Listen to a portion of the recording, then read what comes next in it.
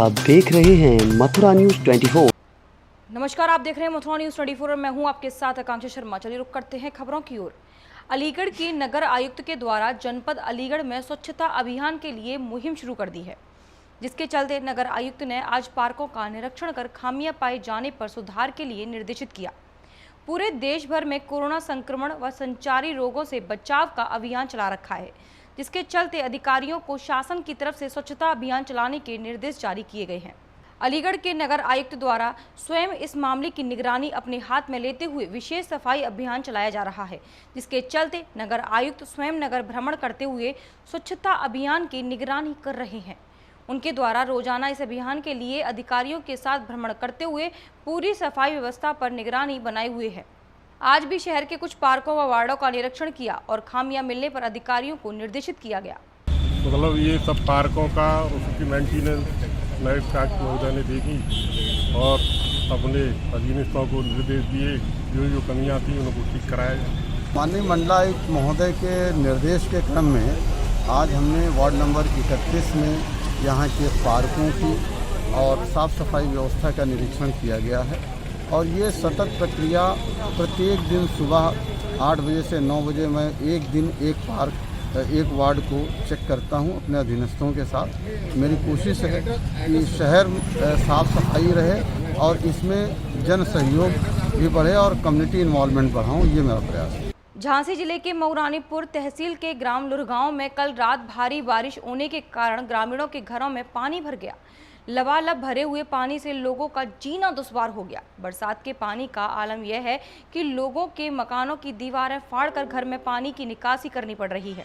ग्रामीणों में दहशत का माहौल है। लोगों का लाखों रुपए का नुकसान हो गया। मकानों के अंदर रखी खाने पीने की सामग्री पानी के तेज बहाव से बह गई। किसी का जेवर, पैसे तो किसी का अनाज। पूरे गांव के मकान पानी से लबालब भरे हुए हैं। हालांकि प्रशासन भी मौके पर मौजूद है और राहत व बचाव कार्य जारी है। वहीं एक पिकअप गाड़ी सुखनई नदी के पुल से निकलते समय फंस गई, जिसका ग्रामीणों ने रेस्क्यू कर कई घंटों की मशक्कत के बाद उसे बाहर निकाला। क्या नाम अम्मा आपका? कमला नाम। ये मकान था, ये किनका था? कैसे गिर गया आपका? कुछ नहीं, सब चीज बचाते, सब आटा पानी से सब बर्बाद होगा, कुछ नहीं बचो। हमारा रोटी पानी तो हमने खाने पाई, टुकड़ा अंदर बैठो। हम अकेले लड़का बाहर गए, कोई नहीं है हमारे घर। अधिकारी आए थे अभी? देख जाएगी। क्या कह के गए आपसे? क्या कह गए कि तुम्हें गरीब आदमी है, तुम्हारा जो कुछ तुम्हें सब पति हुएगा। अब मिलेगा समझा दो, अब जैसा पति। इसके अलावा वेतन कुछ खा दे पीबी सब बर्बाद है। इसके अलावा और मकान है आपका कोई? कितने है और यही तो बने थे छिन्ना बकन्ना जिनने कहाँ भी बनी हुआ के तुम्हारे नुकसान कम से कम होगा, ये 50,000 का नुकसान। और क्या क्या था इसमें आपका? क्या क्या रखे थे आप इसमें? क्या क्या था आपका सामान? खटका है तो धागा पानी है तो खटका पानी, आटा पानी सब है तो पूरी घर गैस की पूरी दे गई। कितने लोगों का नुकसान हुआ है आपके यहाँ पे? हमारे कम से कम 50 लोगों को नुकसान हुआ है। उत्तर प्रदेश कांग्रेस के आह्वान पर आज कांग्रेस नगर अध्यक्ष के नेतृत्व में एक ज्ञापन उप जिलाधिकारी के माध्यम से महामहिम राष्ट्रपति को भेजा। इस दौरान नगर अध्यक्ष ने भाजपा पर निशाना साधते हुए कहा कि जब से उत्तर प्रदेश में भाजपा सरकार आई है तभी से किसान बदहाली में है। उन्होंने आरोप लगाते हुए बताया कि समितियों में घोटाला हो रहा है, किसानों को यूरिया खाद नहीं मिल रहा। आज कांग्रेस कार्यकर्ताओं ने उप जिलाधिकारी को ज्ञापन दिया। उन्होंने कहा आज किसान बदहाली के कगार पर पहुंच गया है। वहीं उन्होंने बताया कि किसानों को उनकी फसलों के सही दाम नहीं मिल रहे। पूरे उत्तर प्रदेश में कांग्रेस ने यह अभियान चला रखा है। यूरिया खाद न मिलने के कारण किसानों की फसलें बर्बाद हो गईं। वहीं उन्होंने सरकार से मांग करते हुए कहा कि प्रदेश सरकार किसानों को खाद उपलब्ध कराए। जो संबंध में दिया गया है कि आज उत्तर प्रदेश में किसान बदहाली के कगार पे है जब से भाजपा सरकार आई है और समितियों में यूरिया का घोटाला हो रहा है, किसानों को यूरिया नहीं मिल रहा है। इसलिए कांग्रेस के पदाधिकारियों ने आज एसडीएम साहब को ज्ञापन दिया। आज किसान बदहाली के कगार पर पहुंच गया है। किसानों को उनके दामों, फसलों के वाजिब दाम नहीं मिल रहे हैं और पूरे उत्तर प्रदेश में आज कांग्रेस पार्टी ने यह अभियान चला रखा है कि यूरिया खाद के न होने के कारण फसलें बर्बाद हो चुकी हैं और किसानों को यूरिया नहीं मिल रहा है, पूरी कालेबाजारी हो रही है। क्या मांग करते हैं सरकार? हम सरकार से ये मांग करते हैं कि उत्तर प्रदेश के किसानों को यूरिया उपलब्ध कराया जाए। हमारी कांग्रेस पार्टी की ये मांग है और कांग्रेस पार्टी किसानों के साथ कंधे से कंधा मिलाकर चलने में सक्षम है, उनके साथ है। शासन के निर्देशों के क्रम में डीएम अलीगढ़ चंद्रभूषण सिंह के कुशल नेतृत्व में संचालित कोरोना कंट्रोल रूम का आज नितिन रमेश गोकड़, प्रमुख सचिव लोक निर्माण विभाग, नोडल अधिकारी कोविड-19 जनपद अलीगढ़ ने डीएम व एसएसपी मुनिराज के साथ निरीक्षण किया, जिसमें उन्होंने शिकायतों से संबंधित रजिस्टर का गहनता से परीक्षण किया। इसी के साथ उन्होंने मरीजों के फॉलोअप की जानकारी भी ली। कंट्रोल रूम प्रभारी स्मृति गौतम ने नोडल अधिकारी को समस्त जानकारी विस्तृत रूप से उपलब्ध कराई। काफ़ी अच्छा सिस्टम बना रखा है। इसमें मुझे 2-3 चीज़ों में देखने को मिला कि एक तो 24/7 इनका कॉल सेंटर टाइप चल रहा है, जहाँ पर लोग से संपर्क कर सकते हैं या लोग उनसे संपर्क कर सकते हैं। और दूसरा, प्रत्येक केस को लॉगिन कराने के बाद उसका नियमित रूप से फॉलोअप भी किया जा रहा है और जो जिनसे संपर्क नहीं हो पा रहा है, जो उसका मतलब गलत नंबर हो या नॉट रीचेबल जो आ रहा है, उनको अलग माध्यम से ऑफलाइन लोगों को भेज करके वहाँ से संपर्क करके उनकी वस्तुस्थिति की भी जानकारी दी जा रही है। तो मेरे समझ से संख्या का अभी भी जो है वो उसको हर एक व्यक्ति को कौन कहाँ पर है वो जानकारी लेना और उसको समय से उसको इलाज कराना, यही एक मेजर चैलेंज है जिसको कंट्रोल रूम के माध्यम से किया जाता है। वृंदावन में श्री राधा स्वरूपा सखी ललिता के अवतार श्री स्वामी हरिदास जी महाराज अनन्य रसिक सखी संप्रदाय के प्रवर्तक हैं। उन प्रदत्त रसोपासना के मार्ग पर चलकर जीव सहज रूप से निकुंज रस का अधिकारी बन सकता है। उक्त उद्गार विश्व वैष्णव सेवा संघ के तत्वाधान में आयोजित स्वामी श्री हरिदास पाठोत्सव में श्री मद विष्णु स्वामी श्री हरिदासी संप्रदाय आचार्य गोस्वामी श्री आनंद बल्लभ महाराज ने व्यक्त किए। डॉक्टर श्री राम कृपाल त्रिपाठी ने कहा कि श्री वृंदावन रस की खान है। यहाँ आकर बड़े बड़े ज्ञानी ध्यानी भी भगवान श्री बिहारी जी महाराज के चरणों के प्रेमी बन जाते हैं। श्री स्वामी हरिदास जी के कलिकाल संसप्त जीवों के हृदय में रस संचार के लिए ही निधिवन निकुंज की प्रेम धरा से श्री बांके बिहारी का प्राकट्य किया। वृंदावन उदासीन संप्रदाय के प्रवर्तक आचार्य भगवान श्री चंद्रदेव जी का 526वां महामहोत्सव बड़े ही धूमधाम के साथ योगानंद आश्रम मोती झील स्थित महामंडलेश्वर स्वामी श्री रुद्रदेवानंद जी के सानिध्य में मनाया गया। भगवान श्री चंद्रदेव संबत 1551 भाद्रपद शुक्ल नवमी के दिन लाहौर के पास खड़गपुर तहसील के तलवंडी ग्राम में श्री गुरु नानक देव जी महाराज के यहाँ उनकी धर्मपत्नी श्रीमती सुलक्षणा देवी के गर्भ से हुआ और चंद्रदेव भगवान के बाल्यकाल से ही शिव स्वरूप में दर्शन होते थे और उन्होंने धीरे धीरे अपनी साधना को बढ़ाया और प्रत्येक व्यक्ति की ओर कदम रखते हुए उन्होंने साधु समाज को एक नई दिशा प्रदान की। इस बारे में जानकारी देते हुए महाराज रुद्रदेवानंद और आचार्य बद्रीश ने बताया कि श्री चंद्रदेवम शिवमद्वितीयम पश्मावलिप्तम शशि शुभ्रवर्णम पद्मासनस्थम सुखदम मुनीन्द्रम वाक्काय सिद्धई सततम जयम। बोलो चंद्रदेव भगवान की जय। आज से लगभग 525 वर्ष पूर्व लाहौर के खड़गपुर तहसील में तलवंडी ग्राम में गुरु नानक देव जी के यहाँ उनकी धर्मपत्नी श्रीमती सुलक्षणा देवी के द्वारा श्री चंद्रदेव भगवान इस धराधाम पर पधारे। उन्होंने अपनी तपो साधना के द्वारा एक अलग से उदासीन संप्रदाय की स्थापना की और जिन्होंने उदासीन मत कियो प्रकाश ज्ञान भक्ति सो भव भय नाश पंचदेव पूजा करवाए धर्म सनातन दियो जगाए। जिन्होंने सनातन धर्म की पूर्ण जो परिपाटी है उसका पालन करते हुए पंचदेवोपासना को स्वीकार करते हुए सनातन धर्म की इस श्रृंखला को बहुत आगे बढ़ाया और उदासीन संप्रदाय को प्रकाशित करके आज सारे विश्व में उन्होंने सनातन धर्म की अलख को जगाया। आज भाद्रपद शुक्ल नवमी के दिन जब प्रभु का प्रादुर्भाव हुआ था, हम लोग प्रतिवर्ष श्री चंद्र नवमी के रूप में भगवान श्री चंद्र का अभिषेक करते हैं। उनका अर्चन पूजन वंदन आरती एवं उनके गुणानुवाद का उनके जीवन चरित्र पर प्रकाश डालते हुए उनकी जयंती को समारोह पूर्वक प्रतिवर्ष मनाते हैं। आज योगानंद आश्रम में महामंडलेश्वर स्वामी श्री रुद्रदेवानंद जी के सानिध्य में इस सुंदर मोती झील क्षेत्र में और श्रीचंद जयंती का जो है आज श्रीचंद नवमी मनाई जाती है। तो श्रीचंद भगवान का जो है दुग्धाभिषेक किया गया, पंचामृत से इस्तेमाल किया गया और पुष्पार्चन किया गया।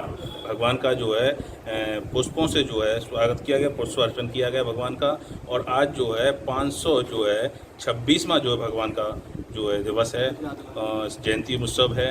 उस उत्सव में जो है आज जो है यहाँ वृंदावन के काफ़ी संत महंत महामंडलेश्वर उपनिषद और हमारे आचार्य भगवत वृंद सभी यहाँ जो है उपस्थित रहे और उन्होंने उपस्थित रहकर यहाँ जो है षोडशोपचार से जो है भगवान श्रीचंद भगवान का अभिषेक किया। अभिषेक करने के बाद में जो है चंदन वंदन किया। चंदन वंदन करने के बाद में पुष्पों से पुष्पार्चन किया, पुष्पांजलि हुई और बड़े आनंद का आज का दिन है। आज नवमी है, 9 का अंक जो होता है वो परिपूर्ण होता है। 9 प्रकार की भक्ति होती है, 9 प्रकार की शक्ति होती है और आज वह भक्ति शक्ति जो है उससे हम संपन्न रहें, ऐसी श्रीचंद भगवान से आज हमने जो प्रार्थना की है। और श्रीचंद भगवान की कृपा हमारे पे सदैव सदैव के लिए बनी रहे और श्रीचंद भगवान का आशीर्वाद आज प्राप्त करने के लिए आज हमने श्रीचंद भगवान का पूजन अभिषेक। वृंदावन में राधाष्टमी के अवसर पर नगर के विभिन्न मंदिरों में बड़ी धूमधाम के साथ राधाष्टमी का त्योहार मनाया गया। जगह जगह मंदिरों में अभिषेक किया गया, साथ ही विभिन्न धार्मिक कार्यक्रम आयोजित किए गए। इसी श्रृंखला में नगर के गोविंद घाट स्थित बड़ा रास मंडल में श्री राधा अष्टमी का कार्यक्रम आयोजित किया गया, जिसमें प्रातःकाल श्री जी का पंचामृत जड़ी बूटियों से अभिषेक कराया गया और श्री जी को नव पोशाक धारण कराई गई। साथ ही रासलीला बसंत का भोजन भंडारा भी आयोजित किया गया और सायंकाल को बधाई गायन समाज गायन का आयोजन किया गया। इस अवसर पर जानकारी देते हुए बड़ा रास मंडल के महंत लाडली शरण महाराज ने बताया कि ये जो राधाष्टमी को मेन प्रोग्राम ये बरसाने में श्री जी का वृंदावन में बड़े रास मंडल पे ही आयोजन होता है। सुबह अरुणोदय भोर में तो श्री जी का जो 4 बजे अभिषेक वगैरह होता है, उसको फिर 5 बजे श्री जी का जो श्रृंगार के दर्शन किया जाता है। उसके पश्चात तो फिर बधाई बांटी जाती है। उसके जो रासलीला है, जो रास में राधा रानी का जो कमल का पूर्ण प्राकट्य है, रास के उनके लीला के द्वारा उनको प्रकट किया जाता है। तो सब भक्त लोग इसका शुभ आनंद लेने दूर दूर आते हैं, इसका आनंद। उसके बाद में फिर बधाई, फिर उसके बाद में 5100 कमल के फूल के जो श्री जी को अर्चना किया जाता है, उसका विशेषता ये है राधा रानी को सबसे, क्योंकि कमल का फूल का बहुत प्रिय है, उसको मंत्रों के द्वारा उनको 5100 कमल के फूल के उनका अर्चना मंत्रों के द्वारा उनको चढ़ाई जाती है। तो उसके बाद माने फिर संतों का फिर यहाँ के भंडारा सबके आज आने उनको विदाई समारोह, उसके सब सखियों के बधाई। तो उसके बाद में फिर 4 बजे से यहाँ से समाजबद्ध गायन, राधा प्यारी ने जन्म ली हो दधी खाता है, राधा प्यारी ने जन्म लिए हो, श्यामा प्यारी ने जन्म लिए हो। उसके बाद बधाई शाम तक है, चलती रात तक। उसके बाद में राधा मंदिर से चाव आती है, चाव आने के बाद में यहाँ श्री जी को बधाई गान होती है, इसका समाज गायन। उसके बाद में प्रिया प्रीतम को भोग लगा के उनको शयन कराया जाता है, तब श्री जी की शयन आरती होती है। आज का मेन प्रोग्राम ये होता है। संगीत सम्राट स्वामी हरिदास महाराज जी की जयंती के वर्ष पर स्वामी जी के लाडले ठाकुर बांके बिहारी स्वयं मंदिर से प्रतीकात्मक रूप में कार के डोले में विराजमान होकर बधाई देने के लिए स्वामी जी की साधना स्थली निधिवन राज पहुंचे। डोले के आगे गोस्वामी लोग बधाई गायन और केली माल का पाठ करते चल रहे थे। वहीं निधिवन राज मंदिर को हरिदास जयंती के अवसर पर तरह तरह के फूलों एवं रंगीन रोशनियों से सजाया गया। वहीं मंदिर के अंदर विभिन्न मंडली के द्वारा स्वामी जी के पद का गायन किया गया।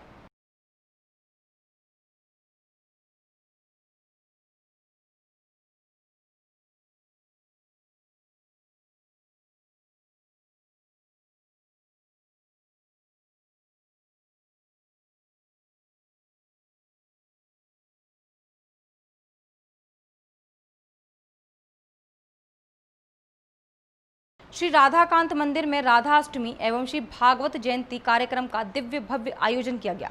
भगवान श्री राधाकांत भव्य फूल बंगले में विराजमान हुए। श्री राधा रानी के जन्मोत्सव की खुशी में बधाइयां गाई गई।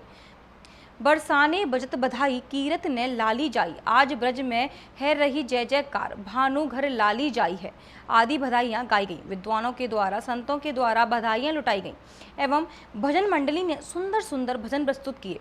इसी क्रम में आचार्य श्री मृदुलकांत शास्त्री द्वारा श्री राधा रानी के जन्म की कथा की गई एवं भव्य नृत्य मंडली द्वारा भजनों पर राधा रानी के जन्म की खुशी में नृत्य प्रस्तुत किया गया एवं आचार्य पंडित श्री विष्णुकांत शास्त्री द्वारा श्री राधा रानी का विशेष पुष्प अर्चन किया गया।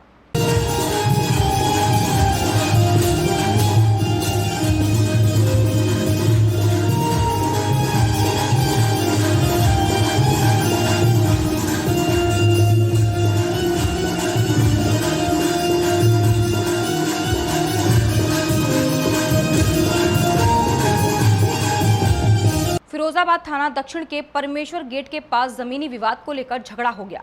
उस झगड़े के दौरान भीड़ ने पुलिस के साथ अभद्रता की। पूरा मामला फिरोजाबाद थाना दक्षिण के परमेश्वर गेट का है, जहां जमीनी विवाद की सूचना पर इलाका पुलिस पहुंची। पुलिस के पहुंचने के बाद एक पक्ष जमीन पर कब्जा करना चाह रहा था, जिसके चलते पुलिस और आरोपी पक्ष के बीच कहासुनी हो गई। इस दौरान भीड़ ने पुलिस के साथ अभद्रता कर दी। फिर क्या था, दरोगा ने अपनी सर्विस रिवॉल्वर से फायरिंग कर दी मौके पर और पुलिस भी पहुंच गई। इस दौरान पुलिस अधिकारी का कहना है कि मामला दर्ज कर लिया गया है, एक की गिरफ्तारी भी की गई है, वहीं और गिरफ्तारी जारी है। ये नरेश बघेल और इसका परिवार और इसने कुछ गुंडे बुला लिए थे जी। तो यहाँ पर ये जो है ये प्राइवेट गली है, बैनामा में लिखी हुई है। पहले से ही तय था ये बैनामा स्कूल के लिए ये प्राइवेट गली 15 फुट की, इसमें मान लो जिसका गेट नहीं जगह नहीं होगी उसको उसके लिए जगह है जी। तो इनसे ये बातचीत चल रही, सब लोग समझ आ रहे थे भाई। कल पुलिस आई, पुलिस ने कागज़ देखे, दोनों पक्ष के कागज़ देखे, उन्होंने कहा इसमें गेट नहीं कर सकते हो चूँकि प्राइवेट गली है। आज फिर ये इन्होंने यहाँ काम लगाना, गेट लगाने के शुरू कर रहे थे, तो पुलिस को बताया, पुलिस आई। पुलिस पे इन्होंने पूरा एकदम विकास दुबे की तरह महिलाएं पुरुष सब होके सब एकदम अटैक कर दिया। पुलिस को मारने लगे। हम लोग यहाँ थे तो सब लोगों पे इन्होंने अटैक कर दिया। फिर पुलिस को हम सब लोगों की, उनकी और हमारी सब लोगों की आत्मरक्षा को उन्हें फायर करना पड़ा। और फिर पुलिस आई तब ये जो यहाँ से कुछ लोग पकड़ गए। फायरिंग क्या पुलिस ने कर दी थी, किसकी तरफ से हुई थी? पुलिस को करनी पड़ी, तो स्थिति है जी। सारे लोग मारे जाते, पुलिस के लोग मारे जाते, हम लोग मारे जाते, कोई भी कुछ भी हो सकता था। थाना दक्षिण क्षेत्र में जमीनी विवाद में थाना दक्षिण क्षेत्र की पुलिस गई थी, जिसमें पुलिस मुजामत का एक प्रकरण संज्ञान में आया है। उसे मुकदमा लिख के कुछ लोगों को गिरफ्तार किया गया है, अन्य की गिरफ्तारी की जारी है और आवश्यक विधि कार्रवाई की जाएगी। कोई पुलिस पर हमला भी किया ऐसा कुछ? हाँ, पुलिस का इन्होंने धक्का मुक्की की थी पुलिस पे, जिसकी वजह से ये सरकारी कार्य में बाधा और पुलिस मुजामत का मुकदमा लिखा गया है और आवश्यक विधि कार्रवाई की जाएगी। झांसी के एरस थाना क्षेत्र में इन दिनों बंदरों का आतंक बना हुआ है। घर या फिर बाजार मौका लगते ही क्षेत्रवासियों को बंदर पकड़ लेते हैं और उन्हें काट कर घायल कर देते हैं। अब तक कई बच्चे और आदमी व महिलाएं बंदरों के शिकार हो चुके हैं। इसके बाद भी अभी तक प्रशासन ने इस ओर कोई ध्यान नहीं दिया है। पिछले दिनों एक लड़की छत के कमरे में कपड़े उठाने गई थी और वहां बंदरों को देख दहशत में आकर छत से कूद पड़ी, जिसमें उसके दोनों पैर में फ्रैक्चर हो गया। इतना ही नहीं, अब बच्चे छत पर जाने में भी डरने लगे हैं।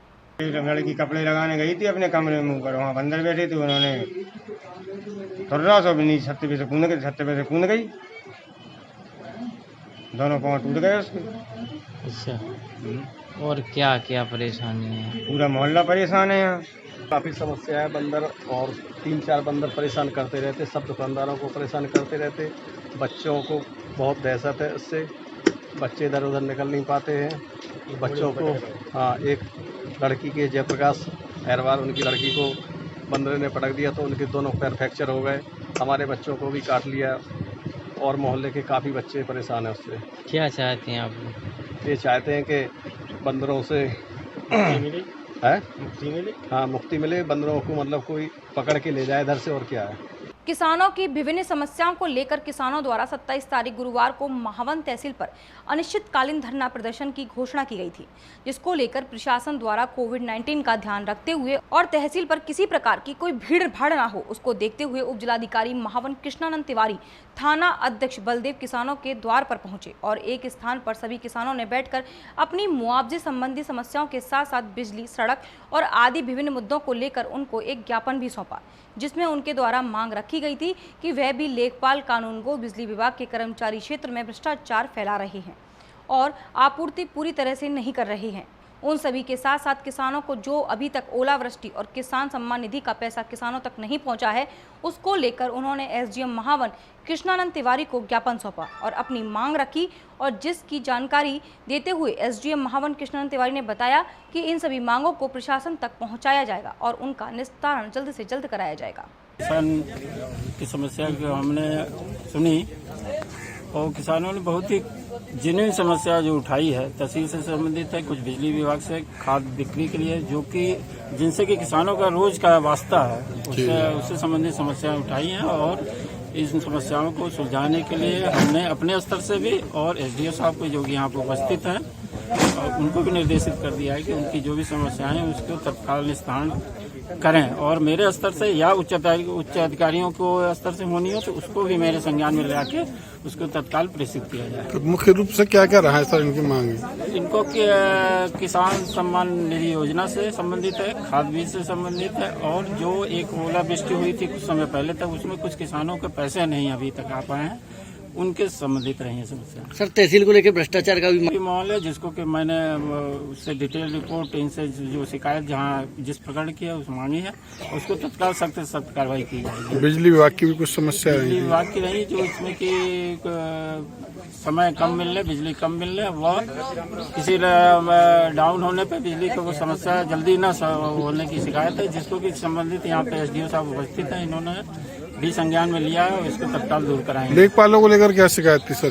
लेखपालों की है कि कुछ मतलब कि सुनते नहीं है, या जहाँ की डेट देते हैं और जो गांव समाज की जमीनों हैं उनका निस्तारण नहीं कर रहे हैं उनको, तो उससे संबंधित पर्टिकुलर हम अगली मीटिंग में जो कि कल होगी उसमें सभी को सख्त निर्देश दिए जाएंगे कि किसानों से संबंधित समस्याओं को सुने, संज्ञान लें और उसको दूर करें। ऐसा है, हमारे तहसील अध्यक्ष हैं डॉक्टर महावन, उनके आह्वान पर 27 तारीख को अनिश्चितकालीन धरना प्रदर्शन की तैयारी की गई थी और आज से 27 तारीख से धरना तहसील महावन पर दिया जा रहा था, क्योंकि कई बार इन्होंने कई ज्ञापन दिए हैं, उनकी कोई सुनवाई नहीं हुई है। जैसे ओलावृष्टि का पैसा रह गया है, किसान सम्मान निधि है, विद्युत विभाग की समस्या है, तो किसानों की बहुत सी समस्याएं, किसानों को बीमा नहीं आ पा रहा है जो बीमित किसान है अभी तक, तो इनको लेके अनिश्चितकालीन धरने पर बैठने वाले थे।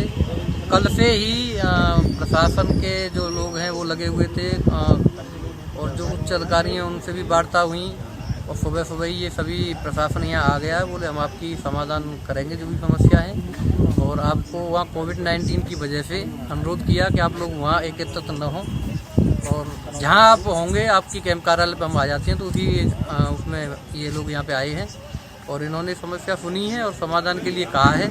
अगर ये समाधान नहीं होता है तो हमारा कैंसिल हुआ है, ना कि खत्म हुआ है। बीते दिनों मथुरा जनपद के थाना राया क्षेत्र में हुई लूट की घटना का मथुरा पुलिस ने खुलासा कर दिया है।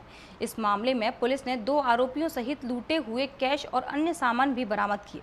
पुलिस के अनुसार लूटने वाले व्यक्ति ने ही लूट की कहानी रची थी। एसएसपी डॉक्टर गौरव ग्रोवर ने बताया कि पकड़े गए दिलीप ने अपने सगे भाई इंद्रजीत के घर रखे रुपए छुपाए थे और उसे लूट का रूप देकर परिवार सहित पुलिस को भी गुमराह करने की कोशिश की थी।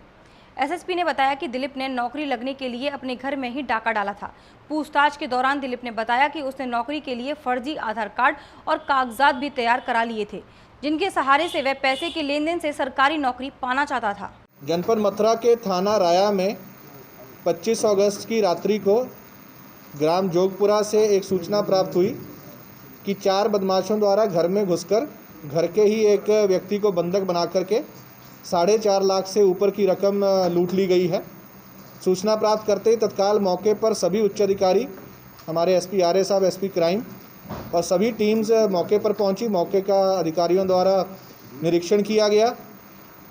इस घटना का सफल अनावरण कर लिया गया है। ये बेसिकली जिस व्यक्ति द्वारा ये घटना रिपोर्ट की गई थी, दिलीप सिंह, जो कि उसी घर का रहने वाला है, उसके द्वारा अपने ही घर में पड़े हुए 1,41,900 रुपये, जो कि उसकी भाई की दुकान से कलेक्शन था, उसको एक तरह से अपने कब्ज़े में ले लिया गया और उसको एक फेक लूट की घटना का रचना की गई, जिसमें उसके द्वारा अपराधियों के माध्यम से अपने ऊपर हमला कराए जाने और कैश लूट ले जाने की बात बताई।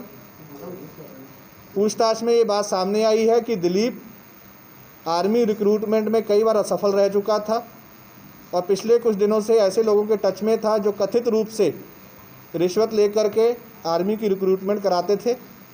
उन्हीं को पैसा पे करने के लिए उसके द्वारा ये पूरी घटना रची गई। गहन पूछताछ में ये भी बात सामने आई है कि इसके द्वारा भरतपुर के पते का अपना एक फेक आधार कार्ड और अन्य दस्तावेज़ उसी क्षेत्र में रहने वाले एक और व्यक्ति से बनवाए गए थे और ये इस एवज़ में था कि ऐसे फेक डॉक्यूमेंट्स और पैसे के बल पर ये कहीं ना कहीं अपनी भर्ती करवा लेगा। परंतु इस घटना का अनावरण कर लिया गया है। इस घटना का अनावरण करने में एसपी आरए साहब और एसपी क्राइम साहब और साथ में हमारे नए ज्वाइन किए हुए एएसपी अंडर ट्रेनिंग साहब पिछले लगातार 24 घंटों से लगे हुए थे, उनको ये सफलता प्राप्त हुई है। मैं इस पूरी टीम को इस सफलता के लिए बधाई देता हूं और ऐसी घटनाएं जो समाज में एक तरह की सेंसेशन पैदा करती हैं और ये भ्रम पैदा करती हैं कि अपराध इस तरह से हो रहा है और पुलिस के द्वारा कार्रवाई नहीं की जा रही है। इस घटना का पर्दाफाश होने से ये भी बात सामने आई है कि बहुत सी घटनाएं लोगों के द्वारा ऐसी रचना करके की जाती हैं जिसको भी पुलिस द्वारा ही उसका पर्दाफाश किया जाता है। वृंदावन पानी गांव मार्ग स्थित पुल के नीचे गुरुवार को एक अज्ञात शव यमुना किनारे दिखाई दिया, जिसकी सूचना पाते ही पुलिस मौके पर पहुंची। आपको बताते चलें कि पुल के नीचे मिला शव 25 साल की लड़की का है। प्रातः काल के समय जब राहगीर जो कि पुल के नीचे बने शमशान पर सफाई का कार्य करता था, उसे शव दिखाई दिया, जिसकी सूचना उसने पुलिस को दी। मौके पर पहुंची पुलिस शव की शिनाख्त करने में जुटी है। इस बारे में जानकारी देते हुए प्रत्यक्षदर्शी ने बताया कि ये शमशान घाट का साफ सफाई करने का, तो ये सन 2015 से हूँ इस शमशान घाट पे। तो ये जो महिला का शव मिला है ये कैसे दिखा आपको, कब दिखा? ये तो अभी सुबह ही लिख ली है। क्या पानी में बह रही थी? नहीं, बह नहीं रही थी, किनारे पे थी ये। यमुना में किनारे में थी? जी हाँ। पुलिस आई? जी हाँ, उनने निकलवाई है, स्टीमर निकाल के गया है इसको। शव को बाहर निकाल लिया है। कोई पहचान हो पाई है कौन है, क्या है? नहीं, पूरा मुँह खा लिया है कछुओं ने। अच्छा, क्या लगता है कहीं से बह के आ गई है? तो ये लावारिस लगती है सब। अलीगढ़ पुलिस ने वाहन चोरी करने वाले गिरोह का भंडाफोड़ किया है। अलीगढ़ के थाना क्वारसी पुलिस और एसओजी के द्वारा वाहन चोरी के बहुत बड़े गिरोह का पुलिस ने खुलासा किया, जिसमें पुलिस ने 17 4 पहिया वाहन के साथ एक R15 बाइक को बरामद किया। इस गिरोह के लोग पुराने वाहन व जो एक्सीडेंट में वाहन बेकार हो जाते हैं उनके कागज पर चोरी के वाहनों के इंजन नंबर और चेसिस नंबर को बदलकर बेचते थे। इस गिरोह का खुलासा करते हुए पुलिस ने 13 अभियुक्तों को गिरफ्तार किया है। यह गिरोह अलीगढ़ के आसपास के जनपदों पर चोरी की गाड़ियों को बेचने का काम करता था। और उसके बाद उससे पूछताछ की गई तो उन्होंने बताया कि इनका एक पूरा गैंग है जो गाड़ियाँ अलग अलग जगह से चोरी करता है, अलग अलग आसपास के राज्यों और दिल्ली हरियाणा वगैरह से। और उसे ये इनका एक गैंग मेंबर है, प्रवेश नाम है उसका, जिसने बदायूं में जो अपना गोदाम बना रखा है और वहाँ पर ये वो गाड़ियाँ रखते हैं और उनके जो है डिटेल्स चेंज करते हैं, जैसे चेसिस नंबर बदल दिया और उसके आधार पर उसके बाद उन्हें विक्रय करते हैं। उदाहरण के तौर पर जैसे एक्सीडेंट में कई गाड़ियाँ क्षतिग्रस्त हो जाती हैं और प्रयोग के लायक नहीं रहती हैं, तो उनके कागजात ऑब्टेन करना और उनका नंबर इसमें जो है प्रयोग करके उसे विक्रय कर देना।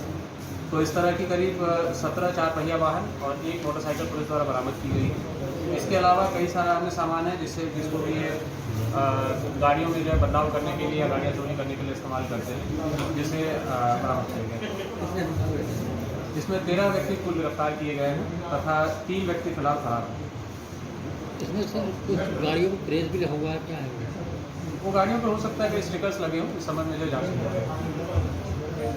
अभी तक के लिए सिर्फ इतना ही। मुझे दीजिए इजाजत, फिर मिलेंगे नई खबरों के साथ। नमस्कार।